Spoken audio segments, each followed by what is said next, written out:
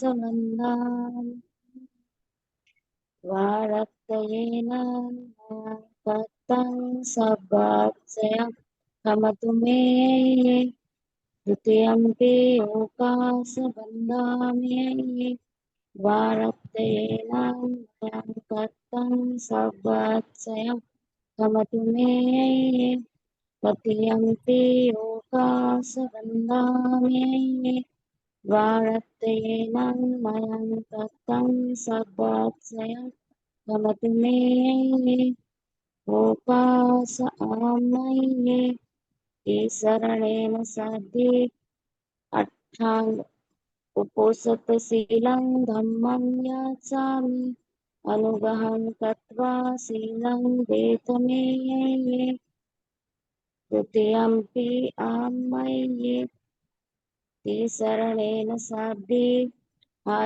अट्ठांग उपोसतशीलं धम्मं याचामि अनुगहं कृत्वा शीलं वेदमेये तृतीयम्पि ओकास आमये ईशरणेन साध्ये अट्ठांग उपोसतशीलं धम्मं याचामि अनुगहं कृत्वा शीलं वेदमेये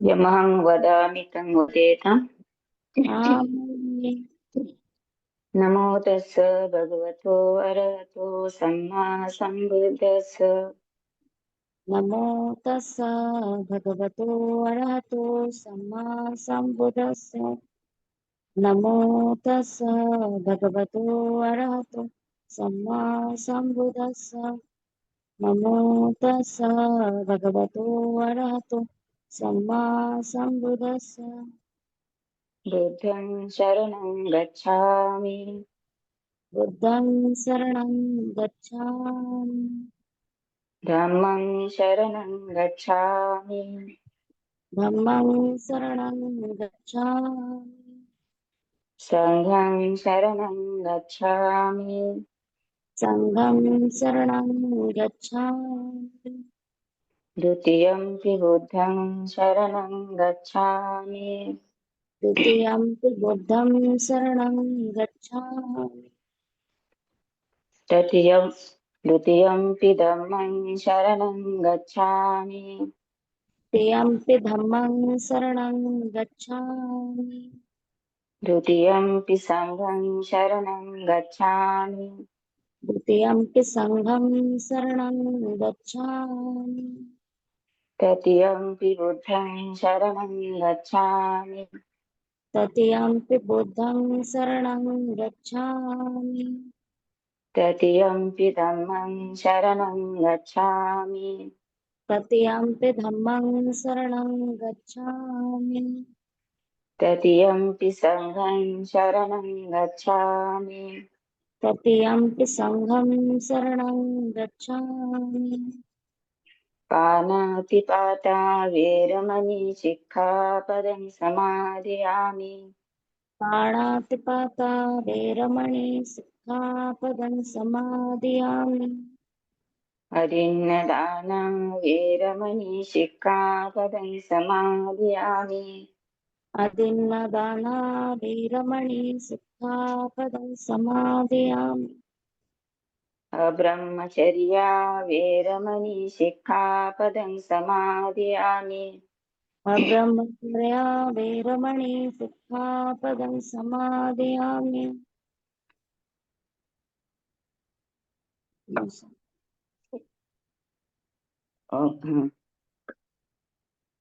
सॉरी मुसा मुसावादा वेरमणि सिक्खापदं समादयामि वादा वेरमणि सिक्खापदं समादयामि सूरामेरमज्जपमादठाना वेरमणि सिक्खापदं समादयामि चूर्णमेरय मज्जपमादठाना वेरमणि सिक्खापदं समादयामि विकालभोजना वेरमणि सिक्खापदं समादयामि कालभोजना वेरमणि सिक्खापदं समादयामि न च गीतवादितविसुखदर्शनं नच्च गीतवादित विसुखदर्शन मालागन्धविलेपनधारणमण्डनविभूषणठाना वेरमणि शिक्षापदं समादयामि।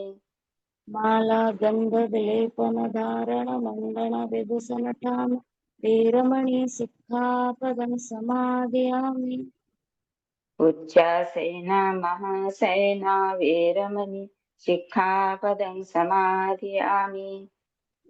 सेना महासेना वीरमणि सिक्खापदं समादयामि।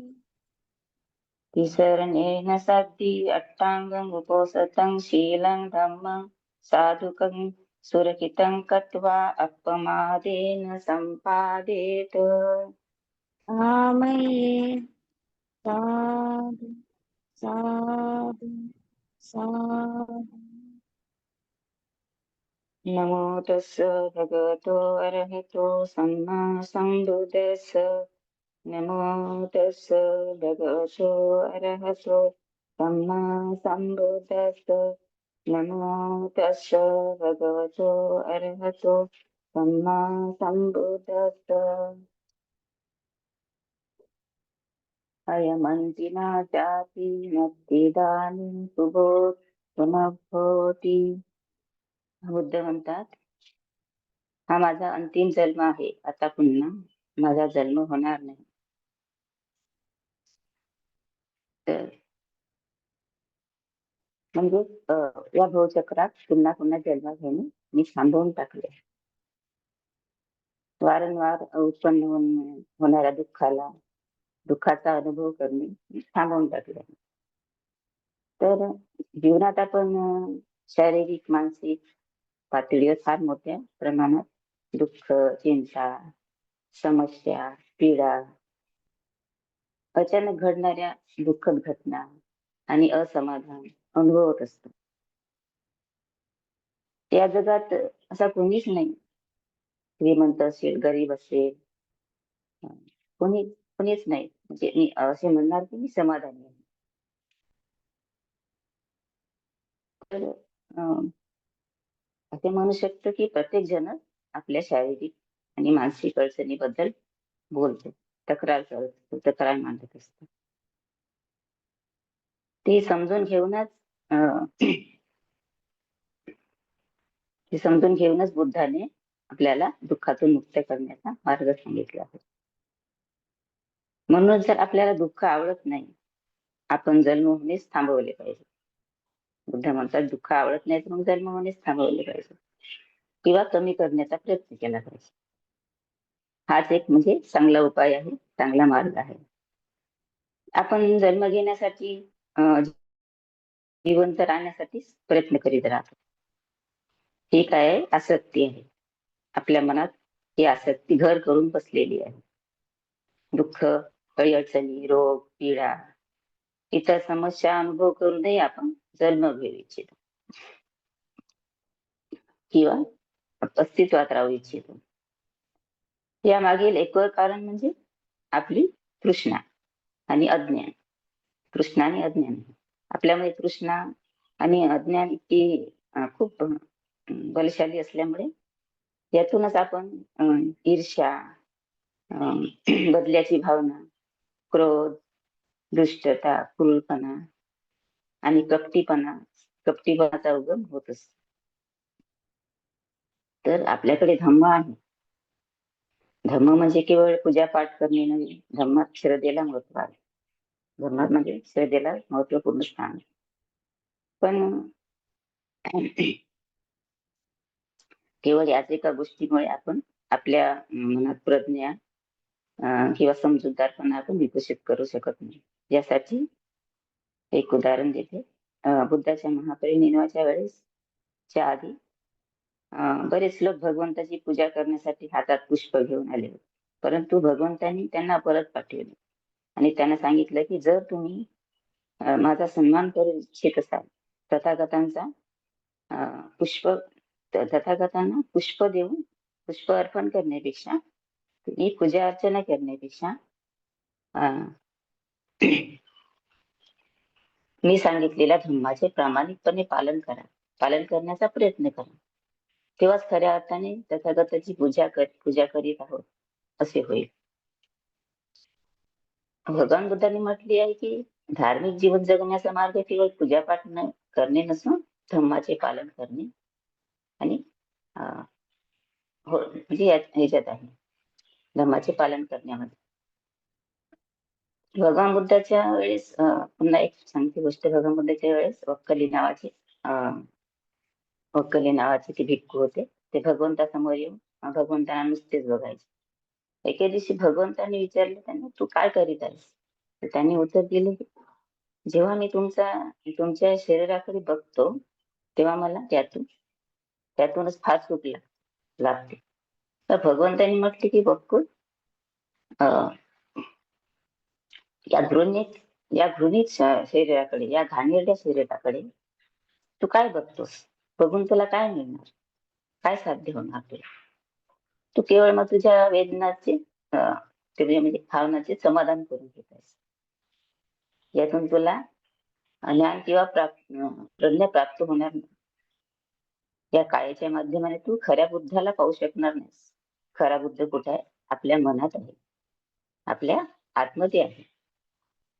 हे सर्व लोकीय ध्यान, लोकीय शरीर आहे, बुद्ध नव्हे. म्हणूनच बुद्ध म्हणतात, बुद्ध असे म्हणतात. तर का मी माझ्या विषयीसाठी काय स्वतःला जपवते नाही प्रॅक्टिस मध्ये? का मी श्रीलंकेत येऊन ध्यान करीत आहे? मी शिलाकडे जास्त लक्ष का दिले? तर मी तुम्हाला सांगते, कारण पारमिताबद्दल सांगते, शिलाबद्दल सांगते, पारमिताबद्दल सांगते. पारमिताबद्दल मी सांगितलीच आहे, शिलाबद्दल सांगितलीच आहे. तर याची टेस्ट मी घेत आहे, या पारमिताची आणि शिला घेऊन मी टेस्ट घेत आहे. तर ताकद आहे का? मी धम्ममंगलमध्ये जोडली तेव्हापासून मी दुसरीकडे कुठेच भटकले नाही. मला तेव्हाच वाटले की त्याच्याशिवाय कोणताच मार्ग नाही. हीच बुद्धाची ओरिजिनल शिकवण आहे. तेव्हापासून मी कोणत्या दुसऱ्या भंतीच्या संपर्कात गेली नाही, किंवा जेव्हा आपल्या ग्रुपवर भंती येतात, ज्ञानश्री भंती आहेत, आणखी बरेच भंती आहेत आपल्या ग्रुपवर येत असतात, तर त्यांच्याशिवाय मी कोणत्याच ग्रुपमध्ये किंवा कोणत्याच याच्यामध्ये जोडलेले नाही. तर आता पण ते आर्यनंद आहेत, खूप पॉवरफुल आहेत, त्यांच्या संपर्कात आहे मी. आपल्याला समजले पाहिजे की सत्य काय आहे, असत्य काय, चांगले काय, वाईट काय, ओरिजिनल काय आहे, डुप्लिकेट काय आहे. आपल्याला जे ओरिजिनल आहे ते घर बसल्या मिळत आहे आपल्या ग्रुपमुळे. मला मी सुद्धा तिथूनच शिकून आली इकडे. कारण तर खूप एफर्ट टाकल्यामुळे मला ते खूप चांगलं वाटलं, बरं वाटलं. आणि मी तेव्हापासून मी टाकतच आहे आणि खूप प्रयत्न करत आहे. त्यामुळेच मी इथं आली आहे. तर आपण इकडे तिकडे का भटकतो? आपण इकडे तिकडे भटकण्यापेक्षा काय केलं पाहिजे? आपण प्रॅक्टिस बळकट करण्यासाठी चांगले एफर्ट टाकले पाहिजे. बरेच जण जुळतात आणि जॉईनच होत नाही. तर या संसार चक्रामध्ये काय होतात, ते गुंतून जातात. ठीक आहे, आपण गृहस्थ आहोत तर ते पण बघावं लागतं. परंतु आपला पुन्हा जन्म होणार आहे, हे बघावं लागतं. मनुष्य जन्म, आणि बार बार सांगितल्या पण जातं ग्रुपमध्ये, बार बार प्रवचन आहे. प्रवचनाद्वारे मी प्रवचन पण खूप ऐकले आहेत. प्रवचन ऐकल्यामुळेच मला आज इथे, मी इंग्लिश मला येत नाही तरी मला इथं समजतं. प्रवचन थोडं बहुत समजून जातं, कारण तर मी खूप ऐकले आहे प्रवचन. त्याच्यामुळे मला समजून जातं पण त्याला काय म्हणायचं, कशा प्रकारे प्रॅक्टिस सांगतात पण हे सर्व तिथे प्रॅक्टिस केल्यामुळे, प्रवचन ऐकल्यामुळे, खूप प्रयत्न केल्यामुळे खूप एफर्ट टाकल्यामुळे आज हे मला इथे सर्व काही समजतं. आज माझी इथे चांगल्या प्रकारे प्रॅक्टिस होत आहे. तर मनुष्य जन्म खूप रेअर आहे. मग हे आपल्याला बघावं लागतं. आपला जन्म प्राण्यात झाला तर आपण प्रॅक्टिस करू शकत नाही, हे पण बघावं लागतं. हे सर्व बघूनच आपली प्रॅक्टिस बळकट करणे गरजेचे आहे. तर 1 तास प्रॅक्टिस केल्याने फक्त सुरुवात होते ध्यानाची, बाकी काही होत नाही. 1 तास प्रॅक्टिस नाही केल्याने काहीच होत नाही. फक्त 1 तास करायची आणि ते प्रॅक्टिस आपल्या मनामध्ये आपण बार बार ते रिफ्लेक्ट करायचा प्रयत्न करायचा. रिफ्लेक्ट करायचं. सर्व हमेशा सांगायचे की रिफ्लेक्ट करा. ते पूर्ण बार बार आपल्या मनामध्ये आठवलं पाहिजे. आपल्या प्रॅक्टिस आपण त्याच याच्यामध्ये राहायला पाहिजे, माइंडफुलनेस. तर प्रॅक्टिस वाढत नाही का? तर बुद्धाच्या काळामध्ये का सर्व सर्व राजकुमार असो, मोठे मोठे धनाढ्याची मुलं असो, का बुद्धाच्या काळामध्ये सर्व सोडून जात होते? काहीतरी प्रॅक्टिस मध्ये होतं ना. बुद्धांनी जे सांगत होते ते मन लावून ऐकत होते. आणि भगवान बुद्धामध्ये एवढी करुणा होती, तशी करुणा कोणाच नाही तेवढी. आपल्याला सुद्धा त्याच मार्गाने चालायचं आहे. आपल्याकडे सुद्धा तर म्हणते आणत असतात ग्रुपवर. भारतातून शब्द आता आपल्या भारतातून शब्द लुप्त झालेला आहे, तर सरभंतेला सुद्धा आणत आहे, ग्रुपवर आणतात. त्याच्यासाठी सांगतात की आपल्याला चांगला ओरिजिनल शब्दमय मिळव. तर बाबासाहेबांनी सुद्धा आपल्याला तो धम्म आपल्याला जवळ आणून दिला आहे. बाबासाहेबांनी 22 कृती त्यामध्ये लिहून ठेवली आहे की शील काय लिहून ठेवलाय? शील लिहून ठेवलाय, पारमिता लिहून ठेवलाय, आर्य अष्टांगिक मार्ग. तुम्ही या मार्गाने चाला. बाबासाहेबाला पहिलं वाटलं होतं की मी आहे तोपर्यंत ठीक आहे, पण मी गेल्यावर लोकांचं काय होईल? म्हणून ते आपल्याला बुद्धान धम्म सर्व याचा अभ्यास करून आपल्याला बुद्धान धम्म लिहून ठेवला आणि आपल्याला ते चालायसाठी सांगितले, आपल्याला दिलं. तर ते सर्व लिहून आहे, सर्व बाबासाहेबांनी सांगितलेलं आहे. आपल्या कमाईतला 20वा हिस्सा धर्माकार्यात दान करा. का म्हटले 20वा असं? का नाही म्हणाले की कोणी एवढे करा तेवढे करा असं? तुमच्याजवळ जेवढं आहे तेवढे करा. 20वा हिस्सा करा, कारण तुमच्याकडे किती कमाई आहे तुमची त्याच्यातून 20वा हिस्सा करा, हे सांगितलेले आहे.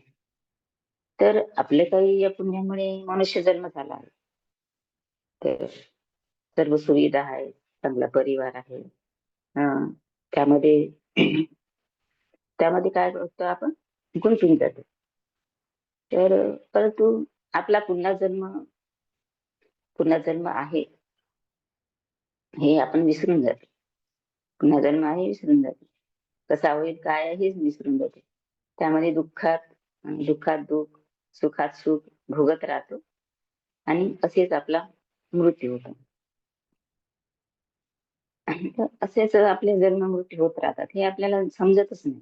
जसे जसे तुम्ही प्रॅक्टिस कराल, जसं जसं तुम्ही समोर जाल, तर तसं तसं तुम्हाला समजेल की काय आहे प्रॅक्टिस आणि कसा आपला जन्म होतो, कसा मृत्यू होतो.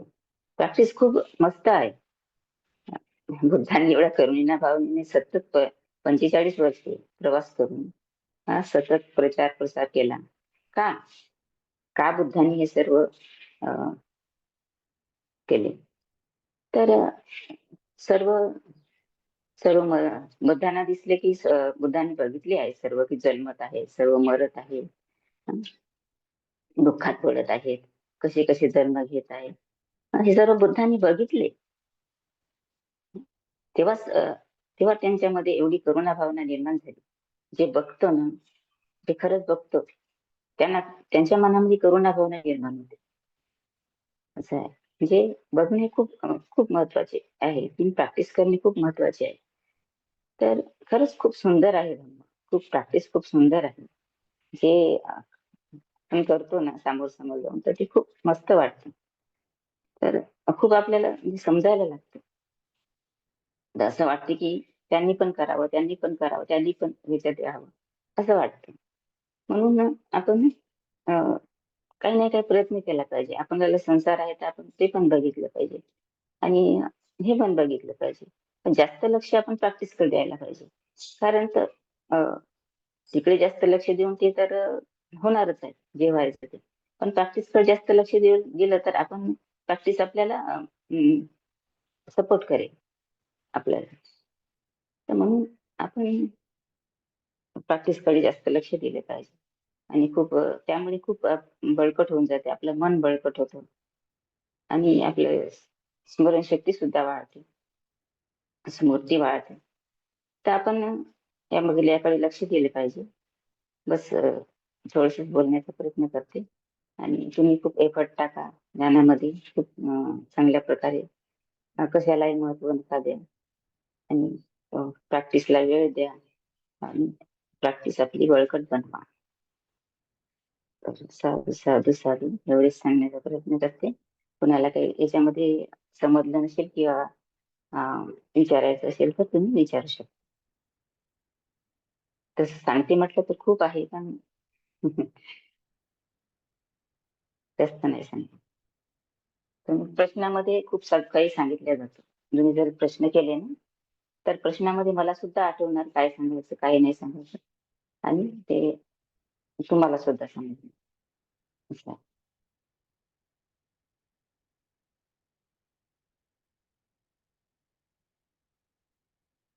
प्रॅक्टिस खूप मोठी आहे. प्रॅक्टिस मोठी आहे आणि ते आपल्या भारतामध्ये नाहीच आहे. भारतामध्ये ती प्रॅक्टिसच नाही. भारतामध्ये थोडस याच्यामध्ये खूप हे होऊन जातात पण प्रॅक्टिस तशी नाही आहे भारतामध्ये. म्हणून तर ना आपल्या ग्रुपवरच आपल्याला मिळालेली आहे प्रॅक्टिस. आपल्या ग्रुपमुळे प्रॅक्टिस आपल्याला ओरिजिनल प्रॅक्टिस मिळालेली आहे. म्हणून आपण दुसरीकडे कुठेही लक्ष न देता त्याच्याकडे आपण प्रॅक्टिसकडे लक्ष दिलं पाहिजे आणि आपण प्रॅक्टिस केली पाहिजे. खूप एफर्ट टाकले पाहिजे, खूप एफर्ट टाकायला पाहिजे. खूप मस्त आहे प्रॅक्टिस, खूप मस्त आहे.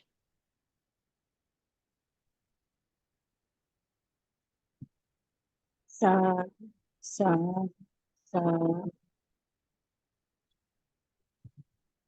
याचे ब्लेसिंग्स शेअर कराल का?